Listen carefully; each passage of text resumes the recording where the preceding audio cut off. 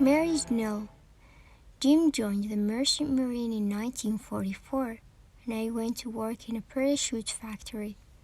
The Great War was on. Battles were being fought. Jukeboxes were playing. People's eyes were lit up. I wore overalls in the factory. I was surprised they insisted on this. Putting a girl in overalls is like having her work in tights, particularly if a girl knows how to wear them. As a parachute inspector, I was back in math class again. The men buzzed around me just as the high school boys had done.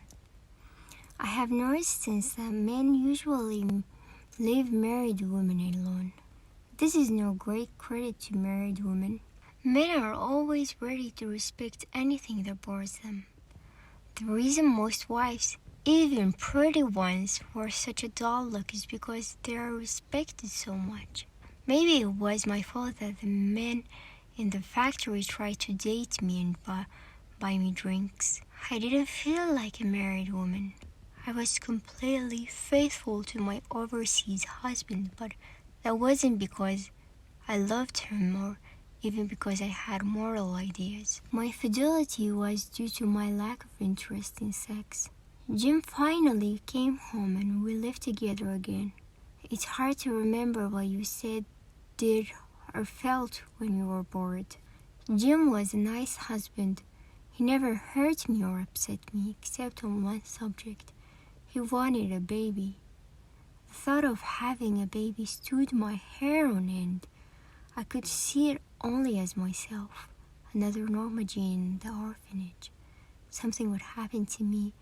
Jim would wander off, and there would be this little girl in the blue dress and white blouse living in her aunt's home, washing dishes, being lost in the bath water on Saturday nights.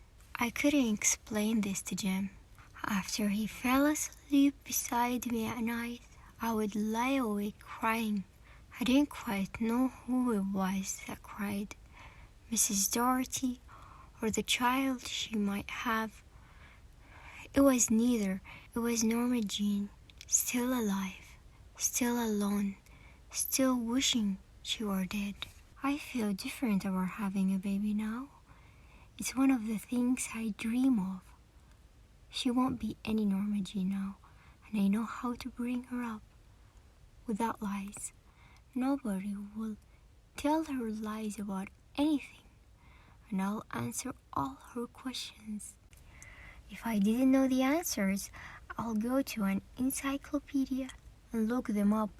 I'll tell her whatever she wants to know about love, about sex, about everything. But chiefly, no lies. No lies about there being a Santa Claus or about the world being full of noble and honorable people, all eager to help each other and do good to each other. I'll tell her there are honor and goodness in the world, the same as there are diamonds and radium.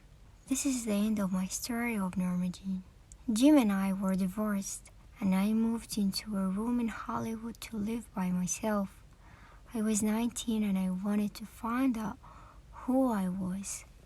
When I just wrote, "This is the end of Norma Jean," I blushed as if I had been caught in a lie, because this sad, bitter child who grew up so fast is hardly ever out of my heart.